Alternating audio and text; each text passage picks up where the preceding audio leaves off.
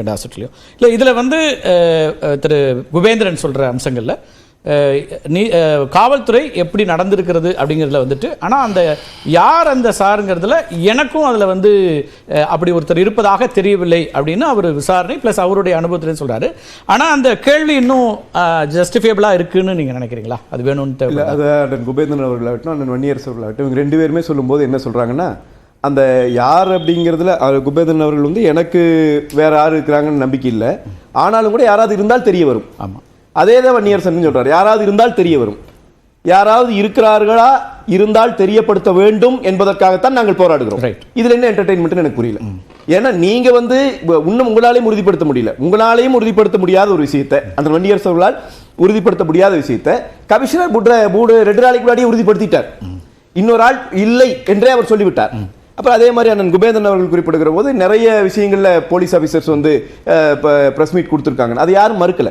ஒரு கலவரம் நடக்கிற போது, இந்த மாதிரி என்கவுண்டர்கள் நடந்த போது இன்னும் இந்த கலவரம் அதிகரித்து விடக்கூடாது என்கிற நிலையில அவர்கள் எடுக்கிற முடிவுக்கும் ஒரு குற்றச்சாட்டு, ஒரு மிகப்பெரிய குற்றச்சாட்டு வந்து ஒரு பெண் பாதிக்கப்பட்டு நாட்டை உழுக்கிற குற்றம் நடந்திருக்கிற போது அதனுடைய குற்ற தொடர்ச்சிகளாக எதுவும் இல்லை. பூரணமான அந்த விசாரணை முடிவதற்கு முன்னால் இதிலே இன்னும் பாதிக்கப்பட்ட பெண்கள் இருக்கிறார்களா, அவர்கள் வந்து கம்ப்ளைண்ட் கொடுக்கணும் என்கிற தேவை இருக்கிற நேரத்தில் அவர்கள் வெளிவட முடியாதபடிக்கு அச்சப்படுத்துகிற வகையில் அவருடைய பேட்டி இருந்தது என்பதுதான் குற்றச்சாட்டு. எனவே அவர் மீது ஒரு பெரிய அவருக்கு சர்டிபிகேட் கொடுத்துட்டு இருக்கிற வன்னியரசு அவர்கள் வந்து இந்த இதை வந்து என்டர்டெயின்மெண்ட்டை தான் பார்ப்பாரு. நாங்க அப்படி பார்க்க முடியாது இல்லையா? நாங்க வந்து பாதிக்கப்பட்ட மாநில, ஏன்னா இதுல வந்து இவங்க எல்லாம் பேச இல்லாம இப்ப அண்ணன் வன்னியரசு அவர்கள் பேசுவோம்னு சொன்னாரு. ஆம்ஸ்ட்ராங் கொலை வழக்குல அவர் வந்து திடீர்னு அவரே ஒரு முன்னறிவிப்பு கொடுத்துட்டாரு, இந்த இதுல யாரும் தொடர்பு இல்லைன்னு சொல்லி. ஆனாலும் நாங்கள் சொன்னோம் இதுல வேற ஆளுக்கு தொடர்பு இருக்குதுன்னு சொன்னோம். ஏன் சொன்னீங்க? கமிஷனர் சொன்ன அன்னைக்கு நீங்க போயிருக்கலாம் கேட்டு. அப்ப இன்னைக்கு இந்த கமிஷனர் சொல்றதுல பொய் இருக்குதுன்னு நாங்க போராடுறோம்னா எங்க போராட்டத்தை நீங்க என்டர்டெயின்மெண்ட்ங்கிறீங்க. அப்படின்னா இந்த இப்ப திமுக மட்டுமல்ல, திமுகவின் கூட்டணி கட்சியாக இருக்கிற காரணத்தால் இவங்களுக்கு முன்னோக்கம் வந்துருச்சாங்கிற கேள்வி தான் மக்கள் இன்றைக்கு முன்வைக்க வேண்டி வரும். அப்படித்தான் பாக்குறாங்க. இப்ப அதே மாதிரி சகோதரர் ஒரு அழகான கேள்வி கேட்டார், எதற்காக இப்ப நாங்கள் வந்து சுவரொட்டி ஓட்டுறோம், யார் அந்த சார் என்கிற இதோட சுவரொட்டி ஓட்டுறோம். இதுக்கு முகாந்திரம் இல்லாமல் நாங்கள் இதை பேசல. இவ்வளவு முகாந்திரம் இந்த அரங்கத்தில் பேசின யாருமே அப்படி ஒரு இல்லை என்று உறுதிபட சொல்ல, இருந்தால் வெளிவரும் என்று சொல்லுகிறார்கள், இருக்கிறது வெளிக்கொண்டு வாருங்கள் என்று நாங்கள் போராடுகிறோம். ரொம்ப ஸ்லைட்டான வித்தியாசம் தான். இதில் நாங்கள் சுவரட்டி ஓட்டுறோம். ஏன் போய் காவல்துறையோட வேலை எதுவா? நீங்க அப்படியே அனுமதி வாங்காம விட்டுட்டு வழக்கு போடுங்க மேல. ஏன் அவசர அவசரமா அந்த சுவரட்டி கிழிக்கிறீங்க? உங்களுக்கு என்ன அவ்வளவு பயம் வருது? உங்களுக்கு அந்த கிழிக்க சொல்லி உத்தரவு ஓடுகிற அதிகாரி யார்? அந்த அதிகாரிக்கு உத்தரவு ஓடுகிற அரசியல் தலைவர் யார்?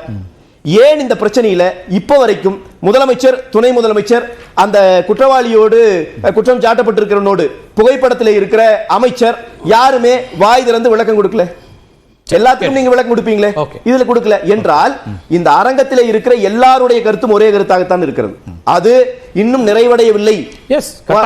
உண்மை வெளிவருவதற்கு நிறைய, அந்த உண்மையை வெளிக்கொண்டு வாருங்கள் என்பது எதிர்க்கட்சியினுடைய போராட்டம். இன்னொரு செய்தியை நான் குறிப்பிட்டு சொல்றேன். ரெண்டு பேரும் சொன்னது, அண்ணன் குபேந்திரன் அவர்களும் சொன்னார், அவங்க பொள்ளாச்சியில் அரசியல் பண்ணதுக்கு இவங்க இதுக்கு அரசியல் பண்றாங்க, அது தவறில்லை. அப்படி அது தவறில்லைங்கிறது அவருடைய கருத்தாக இருக்கலாம். ஆனால் அண்ணா திராவிட முன்னேற்ற கழகத்தை பொறுத்த வரைக்கும் நான் சொல்லுகிறேன், பொள்ளாச்சி வழக்கில் அது சிபிஐ விசாரணை கொடுக்கப்பட்டது. எனக்கு முன்னாடி திமுக நண்பர் சொன்னார், நான் அவர் குறிப்பிட்டு சொல்ல விரும்புகிறேன், திமுக நிர்வாகியினுடைய மகன் அதிலே கைதாகி இருக்கிறார். அதன் பிறகுதான் திமுக அதிலிருந்து வெளியே போச்சு. அதுல வந்து கட்சி எல்லாம் கிடையாது, குற்றவாளிகள் யார் என்பதை கண்டுபிடிக்க வேண்டும். சிபிஐக்கு நான் இதுல அது பொருந்தாதா? பொருந்தும், கொடுங்கன்னு கேட்கிறோம். கொடுங்க, இன்னொரு ஏஜென்சி கொடுத்து சிபிஐ கொடுத்து விசாரிக்க தயாராகிறீங்களா? வராதுன்னு சொல்ல முடியாது. அந்த சிபிஐ விசாரணை இதுவரைக்கும் நகரவே இல்லையே. சிபிஐ 4 பேர் கைது பண்ணாங்க. 2 வருஷமா சிபிஐ நகரவே இல்லை இல்லையா? நகரவே. அதனாலதான் சிபிஐ கிட்ட போனோம். எனக்கு புரிஞ்சு, பதில் சொல்ல விடுங்க. இப்போ ஒரு பெண்ணை தள்ளி விட்டாங்க ரயில்ல. அது இன்னைக்கு தீர்ப்பு வந்திருக்குது. 21 மாதத்துல அந்த குற்றவாளி தண்டனை வழங்கப்பட்டு இன்னைக்கு தூக்கு தண்டனை வழங்கப்பட்டிருக்கிறது. அப்ப தமிழ்நாடு அரசிடம் வேகமாக ஒரு நீதி கிடைக்கிறது. சிபிஐக்கு போனோம் அப்படின்ற ஒரு அவசியம் வந்து பொள்ளாச்சி வழக்குல இவர்கள் தான் உருவாக்கினார்கள். சிபிஐ வர்றதுக்கு முன்னாடி இவர்கள் கைது பண்ணது 4 பேர். சிபிஐ வந்த பிறகு சிபிஐ 4 பேர் கைது பண்ணது. அப்ப ஏன் தமிழ்நாடு அரசு காவல்துறை, எடப்பாடி அரசு கைது பண்ணல? பொள்ளாச்சி விவகாரத்தை பத்தி நான் பேசுறேன், அவருடைய கருத்துக்களை சொல்லட்டும். ஓகே, இதுல வந்து அப்பட்டமான பொய் பிரச்சாரத்தை தொடர்ச்சியா பண்றாங்க. சிபிஐக்கு போனால் லேட் ஆயிடும். இந்த பொள்ளாச்சி வழக்கை தானே இவ்வளவு தூரம் பேசினீர்கள். நீங்கள் போய் இந்த 10 வயது குழந்தையை பாலியல் வன்புணர்வு செஞ்சவனை வந்து சிபிஐக்கு நீதிமன்றம் மாத்துச்சு.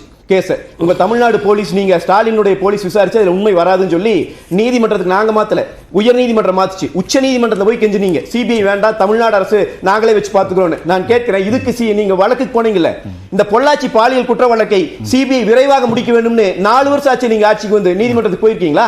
இருங்க. எனவே இந்த வழக்குகளை இவர்கள் உள்ளே கொண்டு வருவதற்கு காரணம் என்னவென்றால் இப்ப இதில் இருக்கிற பிரச்சனையிலிருந்து இவங்க தப்பிக்கணும். இதற்காக பழைய வழக்குகளிலே என்னமோ நடந்து அதே மாதிரி இந்த குற்ற வழக்கு அந்த ரயில்ல தள்ளி விட்டவன் வந்து இன்னைக்கு தண்டனை வாங்கி இருக்கிறான்னு சொன்னா நீதிமன்றத்தை நாம் பாராட்டுகிறோம், அதுல மாற்று கருத்து இல்ல. ஒரு கொலை குற்றம் கண் முன்னால் நடந்த எவிடன்ஸோட இருக்கிற கொலை குற்றத்துக்கு நீதி கிடைச்சதுக்கும் இங்க பாலியல் குற்றத்தை அதனால விரைந்து நடத்தி இருக்கோம்னு சொல்றாங்க அவங்க. அதாவது காவல்துறை விரைந்து நடத்தி இருக்கிறது, அது லாப்ஸ் பண்ணல, அது வந்து நீதிமன்றமும் பாராட்டி இருக்கிறது. 1 மாசத்துல முடிஞ்ச வழக்கெல்லாம் இருக்கு சார். ரைட், ஓகே, இருக்கா இல்லையா?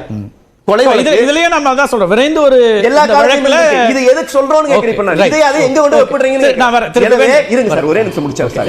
எனவே நாங்கள் போராடுகிற போராட்டம் என்பது இவர்கள் உண்மையை மறைக்கிறார்கள், அரசாங்கம்.